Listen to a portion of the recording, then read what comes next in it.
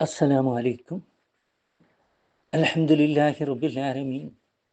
الصلاة والسلام على أشرف المرسلين سيدنا محمد رسول الله صلى الله عليه وسلم وعلى آله وصحبه أجمعين. أما بعد. മേച്ചിൽ സ്ഥലങ്ങളിൽ നിന്ന് വൈകുന്നേരം ആലകളിലേക്ക് വിശ്രമത്തിന് കൊണ്ടുവരുമ്പോഴും രാവിലെ ആലയിൽ നിന്ന് വിട്ട് മേച്ചിൽ സ്ഥലങ്ങളിലേക്ക് കൊണ്ടുപോകുമ്പോഴും അതിൻ്റെ ഉടമസ്ഥർക്ക് ഉണ്ടാകുന്ന കൗതുകവും ആനന്ദവും ഈ വിഷയം പ്രത്യേകം എടുത്തു പറയത്തക്കവണ്ണം കാര്യമായ ഒരു പ്രയോജനമാണോ എന്ന് സംശയിച്ചേക്കാം.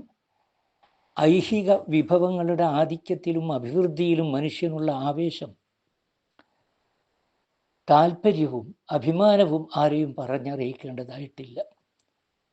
മനുഷ്യൻ കാലി വളർത്തുന്നതെല്ലാം അവയെ തനിക്ക് ഭക്ഷിക്കാൻ വേണ്ടിയോ മറ്റേതെങ്കിലും വിധത്തിൽ സ്വയം ഉപയോഗപ്പെടുത്താൻ വേണ്ടിയോ ആണോ?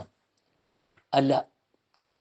അതായിരുന്നു കാലി വളർത്തലിൻ്റെ ലക്ഷ്യമെങ്കിൽ സ്വന്തം ആവശ്യങ്ങൾക്ക് വേണ്ടുന്ന പരിമിതമായ ഒരളവിൽ കവിഞ്ഞ് ആരും കാലികളെ വളർത്തുമായിരുന്നില്ല.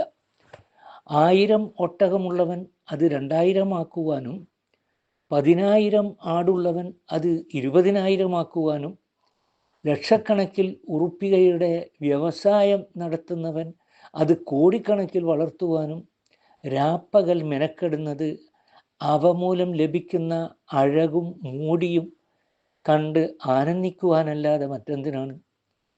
ഈ പ്രയോജനം എടുത്തു പറഞ്ഞതിൽ നിന്ന് മറ്റൊരു സംഗതി കൂടി മനസ്സിലാക്കാൻ സാധിക്കും.